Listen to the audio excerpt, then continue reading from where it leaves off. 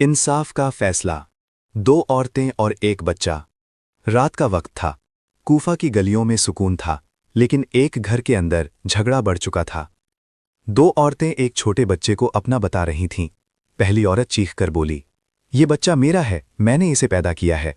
दूसरी औरत ने फौरन जवाब दिया, नहीं, ये मेरा बच्चा है, ये मुझसे छीना गया है। लोग जमा हो गए।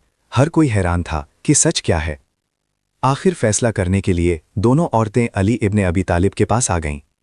मस्जिद में सब लोग खामोशी से खड़े थे। मौला अली ने दोनों औरतों की बात गौर से सुनी। फिर उन्होंने एक अजीब हुक्म दिया।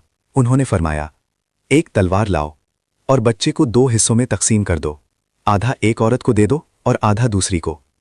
ये सुनते ही एक औरत जोर से चीख उठी, नहीं, बच्चे को मत काटना। बच्चा मेरा नहीं है, बच्चा उस औरत को दे दो। मस्जिद में खामोशी छा गई।